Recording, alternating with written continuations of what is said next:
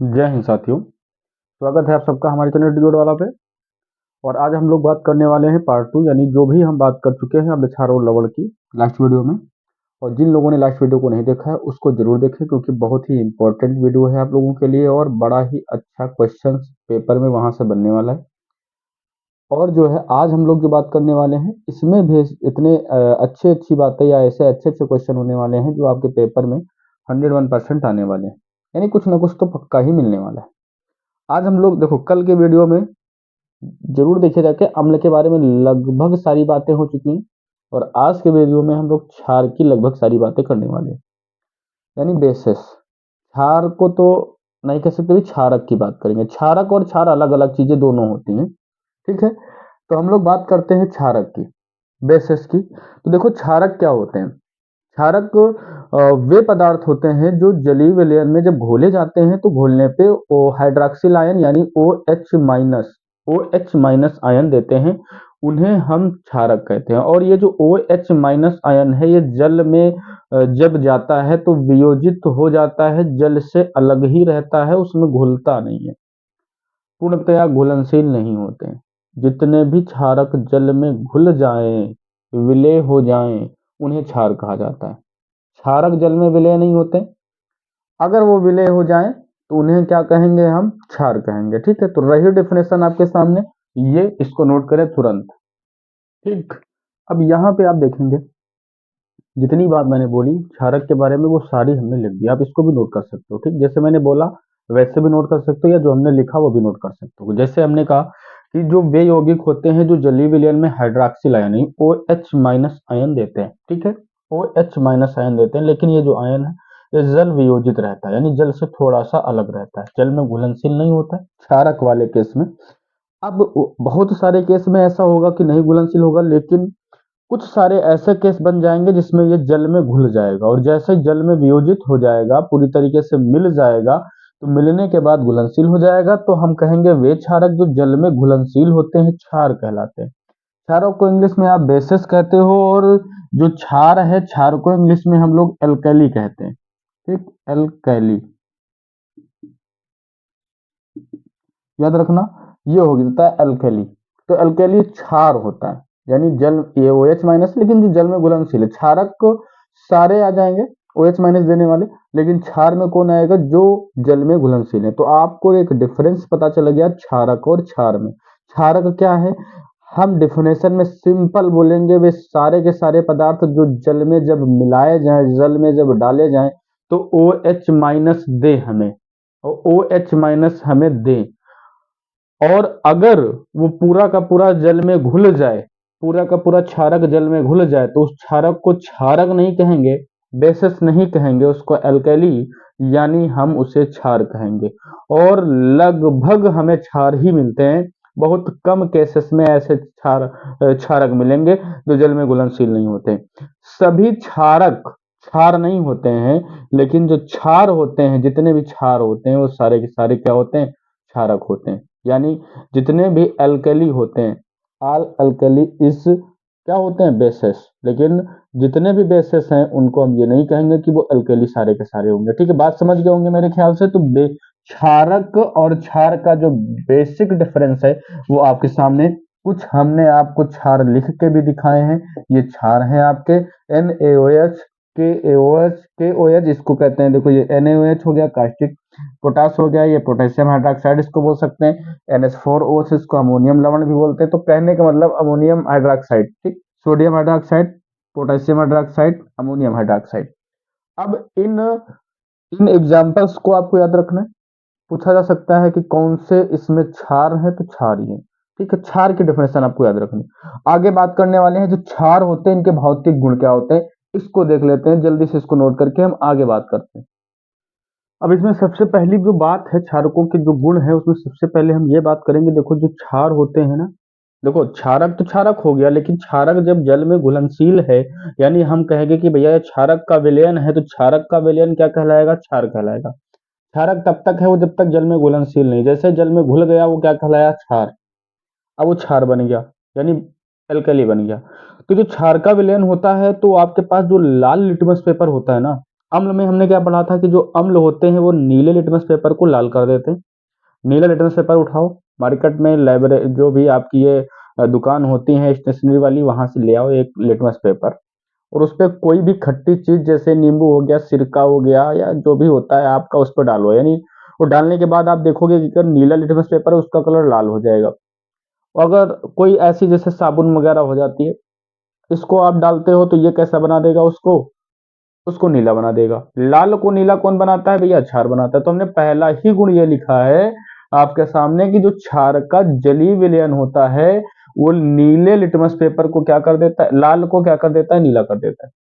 लाल को नीला। ठीक है, बढ़िया हो गया। प्रबल क्षार का स्वाद खारा होता है। वैसे तो क्षार थोड़ा सा तीखे होते हैं, लेकिन एक प्रबल क्षार खारा, समुद्र का पानी चखा है? नहीं चखा तो उसको चख के देखो कैसा होता है, खारा होता है। तो वो खारापन, यानी जो मुंह से खाया न जा सके, उसको खारा कहते हैं। तो प्रबल क्षार का स्वाद खारा होता है। अब प्रबल और दुर्बल दो प्रकार के क्षार होते हैं। देखो, प्रबल क्षार और दुर्बल क्षार, उसकी भी बात कर ले। अगर प्रबल क्षार देखो हमारे पास, पहले इसको देख लेते हैं गुण, फिर बात करते हैं। प्रबल क्षार संक्षारक होते हैं। प्रबल क्षार का स्वाद खारा भी होता है। संक्षारक का मतलब अ, अगर धातु पे या कपड़े पे या कोई ऐसी जगह पे पड़ जाएंगे तो उसको गलाएंगे, यानी उसको नष्ट करेंगे, संक्षारण कर देते हैं, नष्ट करते हैं, इसको संक्षारण कहते हैं। प्रबल अम्ल भी संक्षारण थे। यहाँ पे क्षार साबुन के समान चिकने होते हैं, इनको स्पर्श करेंगे तो ये चिकने लगते हैं। चार मोस्टली इंपॉर्टेंट गुण हैं। ठीक है, आगे बात करें प्रबल क्षार की। अगर बात करें प्रबल क्षार की, देखो प्रबल क्षार यानी वही हो गया आपका प्रबल क्षार, एक हो जैसे अम्ल था, और एक हो गया आपका दुर्बल क्षार। तो प्रबल क्षार यानी स्ट्रॉन्ग बेसिस में आ जाएगा, और दुर्बल क्षार यानी वीक आ जाएगा। अब प्रबल में कौन आएगा? जो जल में घुलने पर पूरी तरीके से वियोजित हो करके OH माइनस हमें दे दे, यानी पूर्णतया वियोजित हो जाए या पूर्णतया आयनित हो जाए। क्या लिखेंगे यहाँ पे कि ऐसा लिख लेते हैं कि वे क्षार जो जल में पूर्णतया आयनित आयनित होकर क्या देते हैं? OH माइनस आयन देते हैं। ठीक, ऐसे कर लेते हैं, OH माइनस आयन देते हैं। दुर्बल क्षार में आ जाओ। वे क्षार जो जल में पूर्णतया आयनित या वियोजित आयनित नहीं होते हैं और कम आयनित होते हैं। जल में पूर्णतया आयनित नहीं होते हैं, कम आयनित होते हैं, और OH माइनस देंगे तो OH माइनस ही। तो उन्हें हम क्या कहेंगे? उन्हें हम कहेंगे कि भैया ये कौन से क्षारक हैं? ये आपके आ जाते हैं दुर्बल क्षारक में। प्रबल क्षार में कौन से आ जाते हैं? जो पूर्णतया वियोजित हो जाते हैं। अब ऐसे कुछ क्षारक हम आपके सामने लिख लेते हैं। जैसे हमारे सामने आ जाता है भैया KOH। इसको क्या कहेंगे? Sodium potassium hydroxide. इसी प्रकार से NaOH को भी इसी श्रेणी में रखा गया है। एक आता है BaOH का होल ट्वाइस, वो भी इसी श्रेणी में रखा गया है। अगर बात करें नीचे वाले में, वे क्षार जो जल में पूर्णतः आयनित नहीं होते हैं, उसमें एक तो आपका आ जाता है NH4OH। ठीक है, अमोनियम हाइड्रोक्साइड। एक अगर बात करें तो एल्युमिनियम हाइड्रोक्साइड, AlOH का होल थ्राइस, यानी एल्युमिनियम हाइड्रोक्साइड। आपके सामने ये दो आ जाते हैं। तो बात हमारी समझ गए होंगे कि अगर प्रबल क्षार की बात करें तो ऐसे क्षार होंगे जो जल में पूरी तरीके से घुलेंगे, अधिक मात्रा में OH माइनस देंगे, क्योंकि जब पूरी तरीके से घुलेंगे, सेम वैसे ही प्रबल अम्ल था, पूर्णतया आयनित होकर के क्या दे रहा था? H+। तो भैया इस डिफिनेशन को दिमाग में, मस्तिष्क में, माइंड में, यानी कुल मिला के एक चीज में, इस खोपड़ी में बसाना है ना। समझ गए होंगे प्रबल क्षार को और दुर्बल क्षार को। प्रबल क्षार आप समझ गए हैं, दुर्बल क्षार आप समझ गए हैं। प्रबल अम्ल और दुर्बल अम्ल हमने लास्ट वीडियो में देखा था। अब ये जो क्षारकों के गुण थे ये भी आप समझ गए हैं।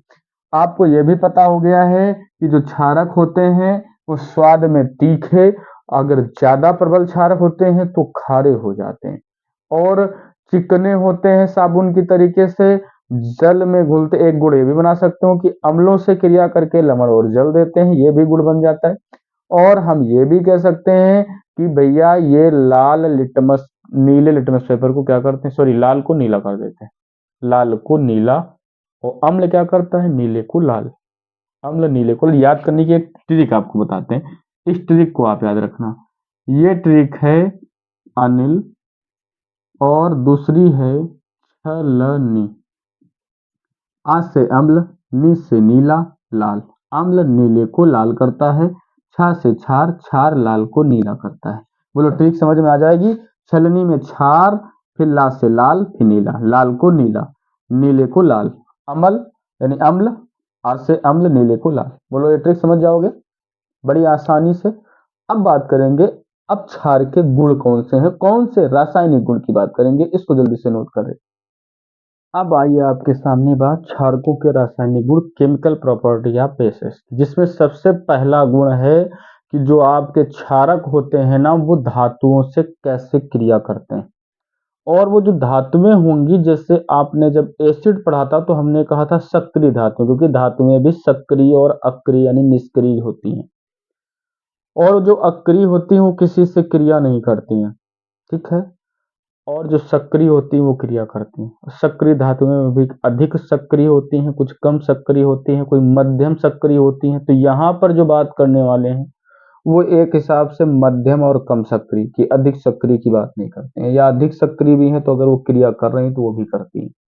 कुछ केसेस में नहीं करती हैं, कुछ केसेस में करती हैं, लेकिन जो हमारा यहाँ का है वो ये है कि धातुएं जब भी आपकी क्रिया करेंगी, किससे करेंगी, धातुएं आपकी क्षारक से क्रिया करेंगी, क्षार से क्रिया करेंगी तो हाइड्रोजन दे देंगी। अब एक धातु है, एक एग्जाम्पल हम ले लेते हैं, हमारे पास Na एक धातु है सॉलिड फॉर्म में, और जैसे ही Na को उठाया और Na की क्रिया, Na की क्रिया, Na नहीं उठाते, अधिक क्रियाशील है, Zn को ले लेते हैं, क्योंकि देखो Na भी हमने कहा बहुत क्रियाशील होती है, अत्यधिक क्रियाशील धातुएं भी क्रिया नहीं कर पाती हैं। उसको क्रिया उन्हें, क्योंकि उनको हम पहले से ही कहीं छुपा के रखते हैं, जैसे सोडियम पोटेशियम को केरोसिन में डुबोकर रखा जाता है, क्योंकि ये इतनी क्रियाशील होती है, इनको बाहर निकालो आग लग जाएगी, वायु में रख दो आग लग जाएगी। सोडियम और पोटेशियम अत्यधिक क्रियाशील होती हैं, और इनको केरोसिन में डुबो के रखते हैं, क्योंकि जैसे ही वायु या ऑक्सीजन की, जैसे ऑक्सीजन आया, क्योंकि आग लगाने के लिए ऑक्सीजन की आवश्यकता होती है, ये इतनी पहले से क्रियाशील होती है, ऑक्सीजन की उपस्थिति में तुरंत आग लग जाती है।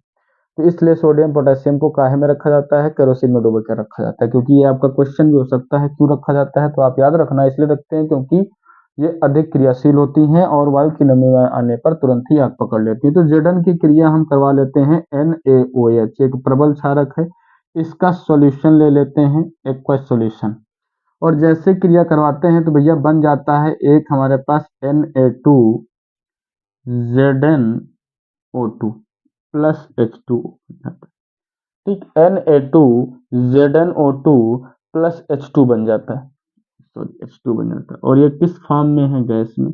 ये किस फॉर्म में बनता है, ये एक सॉल्यूशन ही है, और ये हमारा जो सॉल्यूशन है ये लवण कहलाता है। ये जो बना ये तो आप हाइड्रोजन जानते ही हो। अब बैलेंस नहीं है, यहाँ दो है, यहाँ दो लगा दो, दो लगाने से ओ ठीक है, बैलेंस हो जाता है, ठीक है। तो ये आपको रिएक्शन याद रखनी है, ये बेहद इंपॉर्टेंट रिएक्शन आपके एग्जाम की है, ठीक, बेहद इंपॉर्टेंट रिएक्शन है, पेपर में यहीं से क्वेश्चन बनता है। ऐसी ही रिएक्शन वो पूछता है, वो कहता है जिंक की सोडियम हाइड्रोक्साइड से क्रिया, तब आप यही लिखोगे। क्वेश्चन में ये भी पूछ सकता है आपसे कि जो क्षार है वो धातुओं से क्रिया करते हैं तो क्या होता है, ये होता है, ठीक है, बात समझ गए होंगे। फटाफट इसको नोट कर लेना। आगे दूसरी दूसरी उस पे आते हैं, दूसरे गुण पे आते हैं, धातुओं के साथ अब क्रिया हमारा हो गया। दूसरा हमारा गुण है आधात्विक ऑक्साइड, आधात्विक ऑक्साइड, आधात्विक, जैसे धात्विक ऑक्साइड से हम लोगों ने किया, ये आधात्विक ऑक्साइड से क्रिया करते हैं, आधात्विक ऑक्साइड से क्रिया, किसकी, आधात्विक ऑक्साइड से, तो क्षारकों की। अब अधात्विक ऑक्साइड कौन से होते हैं, तो आपको याद रखना है अधात्विक ऑक्साइड से कि लिख लेते हैं पहले कि अधात्विक ऑक्साइड से क्रिया करके लवण प्लस जल दो चीजें बनाएंगे। जितने भी ये आपके बेसिस हैं, ये जब अधात्विक ऑक्साइड से क्रिया करेंगे तो क्या बनाएंगे, लवण प्लस जल का निर्माण करना है। ये चीज आपको याद रखनी है। अब एक हमने एसिड उठाया NaOH, ठीक है, NaOH इसी से लिख लेते हैं, NaOH उठाया और इसमें हमने एक अधात्विक ऑक्साइड, अधातु सल्फर डाइऑक्साइड, कार्बन डाइऑक्साइड, ये अधात्विक ऑक्साइड है। हमने NaOH के बाद उठाया CO2 और रिएक्शन बनी क्या, Na, अब क्योंकि H2O को बाहर करना है, लवण और जल बनेगा H2O। सोडियम CO2 के साथ रिएक्शन, जब सोडियम धातु है H2O बाहर हो गया है तो Na और CO2 का जब मिलन होगा तो ऐसे केस में जो लवण बनता है ना वो Na2CO3 बनता है भैया, Na2CO3। बैलेंस रिएक्शन नहीं है, Na के आगे 2 लगाओ जरा, 2NaOH, अब चेक करो, 2 और 2 4, 3 1 4, हाइड्रोजन 2 हाइड्रोजन 2 Na, बैलेंस हो गई।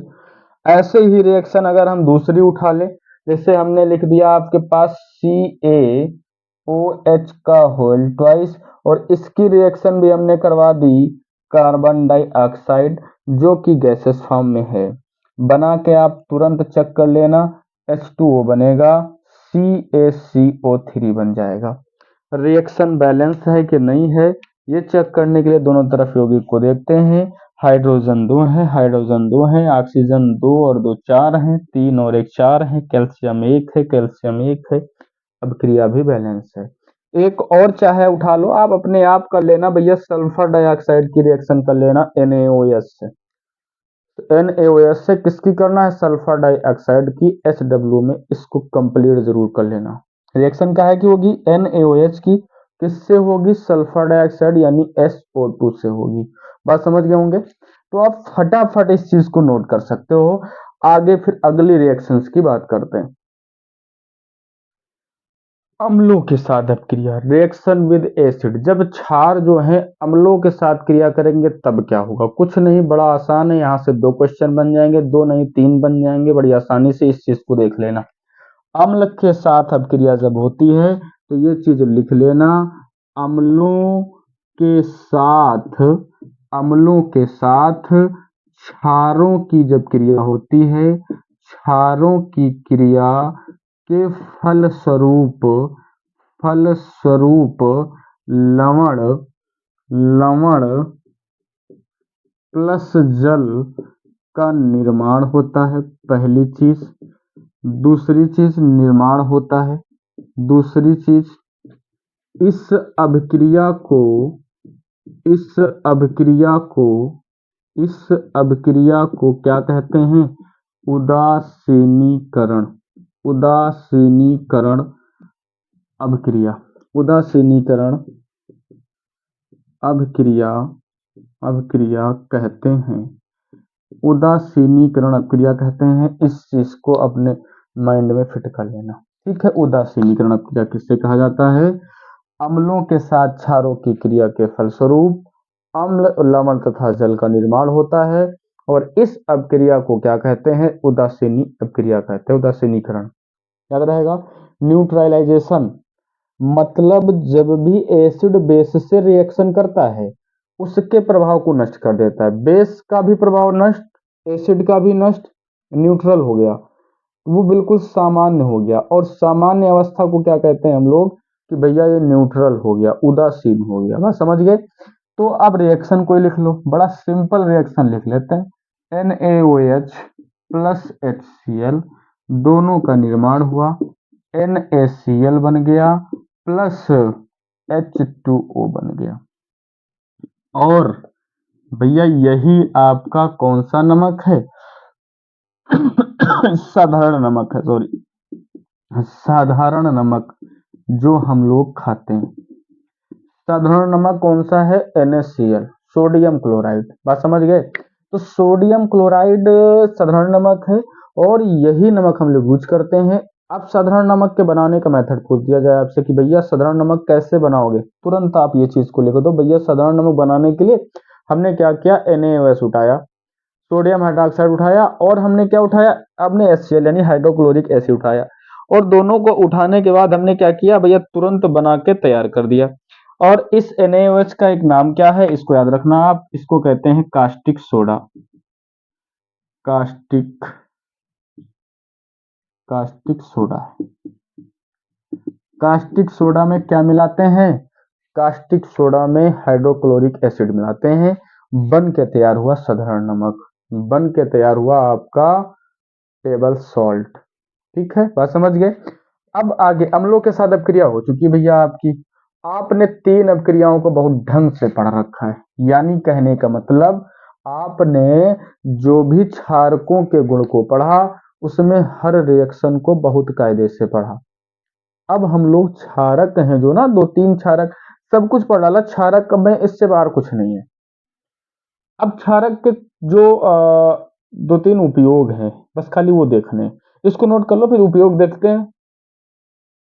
अब उपयोग में जो हमारे पास 3 इसके मोस्ट इंपॉर्टेंट उपयोग जिनकी आवश्यकता आपको हो सकता है पढ़े और आपको याद भी रखना, जिसमें हम CaOH का होल्ड, जिसको हम लोग कैल्शियम हाइड्रोक्साइड के नाम से जानते हैं। ठीक है, कैल्शियम हाइड्रोक्साइड का एक सिंपल सा अच्छा सा उपयोग जिसके बारे में हर एक बच्चा जानता है, चूने की जो पोताई होती है वो कैल्शियम हाइड्रोक्साइड CaOH का होल्ड है और उसको बिना बुझा चूना कहते हैं, सॉरी बुझा हुआ चूना कहते हैं। ये है बुझा हुआ चूना।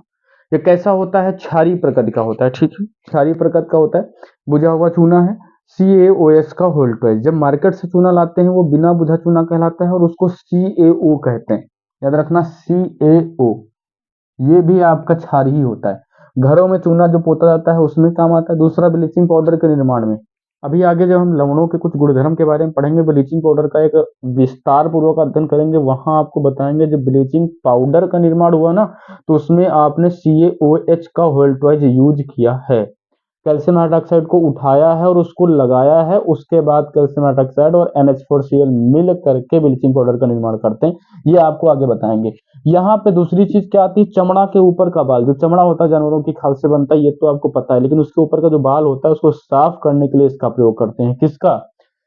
CaOH का वोल्टेज का। अगर दूसरे की बात करें NaOH यानी सोडियम हाइड्रोक्साइड की बात करें, यानी इसको हम क्या कहते हैं भैया, कास्टिक सोडा के नाम से जानते हैं। साबुन बनाने में भैया ये भी एक चीज जो ऐसी है जो वास्तव में हर एक बच्चे को पता होनी चाहिए। कौन सी?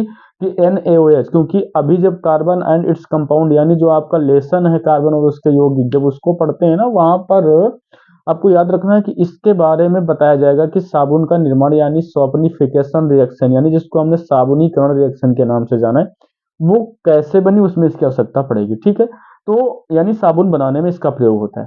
साबुन बनाने में इसका प्रयोग होता है, किसका? कास्टिक सोडा का। कपड़ा एवं कागज उद्योग में भी इसका प्रयोग होता है और साथ में ही दवाओं के निर्माण में, कुछ दवाएं बनती है उसमें इसका प्रयोग किया जाता है। आगे अगर बात करें क्यूएच, जिसको हम लोग कास्टिक सोडा के नाम, सॉरी कॉस्टिक सोडा, ये हो जाता है कॉस्टिक सोडा। नाम भी याद रखना भैया, कॉस्टिक सोडा NaOH। CaOH की वोल्टेज की बात करें ना, Ca कौन सा चूना है? बुझा हुआ चूना, बुझा हुआ चूना, याद रखना बुझा हुआ चूना। इसकी बात करें, यह क्या है आपका, इसको कहते हैं कास्टिक पोटास। ये कास्टिक पोटास है। ठीक है, पोटास KOH पोटेशियम हाइड्रोक्साइड। उपयोग बात करें प्रयोगशाला में अभिकर्मक के रूप में, एक तो सबका उपयोग यही होता है। आप ऊपर से जिसका CA ये जितने भी उपयोग पढ़ना, तो आप पहला उपयोग ये जरूर लिख दो, प्रयोगशाला में अभिकर्मक के रूप में, ये सबका होता है लगभग। और एक होता है आपका मृदु साबुन के निर्माण में, कठोर साबुन इससे बन जाती है NaOH से, साबुन बन गई कठोर। तो मृदु साबुन किससे बनती है? KOH से। ठीक है, ये भी चीज आपको आगे मिलने वाली है कि मृदु साबुन और कठोर साबुन होते कौन से, कितने प्रकार के हैं, ये सारा का सारा अध्ययन करने वाले हैं। बस खाली आपका काम क्या है कि लगे रहो भैया, आगे आपका ही काम आसान होने वाला है आने वाले समय में। तो मेरे ख्याल से सारी की सारी बात आपके दिमाग में बस गई होगी। हाँ, हमने क्या बताया आपको, कौन सा उपयोग बताया, कौन से गुण बताए, कैसे भौतिक गुण थे और कौन से रासायनिक गुण थे, अम्ल क्षार जो थे वो कितने प्रकार के थे, प्रबल और दुर्बल क्षार कैसे थे। तो सारी की सारी बात खत्म हो गई आज के चैप्टर में क्षारक की। कल के चैप्टर में क्या था भैया, पिछले वीडियो में अम्ल के बारे में था। आगे आने वाले जो चैप्टर हैं उनका आपको पहले बता दें क्या पढ़ने वाले हैं। आगे आने वाले में हम सूचक पढ़ने वाले हैं, क्या होते हैं, पीएच वैल्यू पढ़ने वाले हैं, क्या होता है, कुछ पीएच मान पढ़ने वाले हैं, क्या होता है। तो कहने का मतलब आप लगातार बने रहिए और लोगों तक वीडियो पहुंचा दो, ताकि जो भी देखे उसके लिए कुछ ना कुछ फायदा हो जाए। मेरा यही उद्देश्य है कि आपका फायदा होना चाहिए। आपके लिए कहीं ना कहीं कुछ ना कुछ ऐसी चीजें मैं लाने की कोशिश करता हूं, ताकि आप अपने माइंड को फ्रेश रखें और आगे उन ऊंचाइयों पर जाएं जहां पे कोई नहीं पहुंच पाया है। क्योंकि उन ऊंचाइयों पे जाने के लिए, उन ऊंचाइयों पे पहुंचने के लिए कुछ एक्स्ट्रा और कुछ हार्ड वर्क करना पड़ता है, और उस हार्ड वर्क को स्मार्ट वर्क के तरीके करना पड़ता है। तभी आप आगे बढ़ पाओगे। बस समझ रहे होंगे, तभी आप आगे बढ़ पाओगे। तो बच्चा बस यहीं हम अपनी क्लास को खत्म करते हैं। आने वाले समय में आपको नई क्लास नए सिरे से आपको मिलने वाली है, और लगातार आप वीडियो को देखो। धन्यवाद, और ऐसे ही आप देखते रहिए। ठीक है, मिलते हैं फिर नेक्स्ट वीडियो में।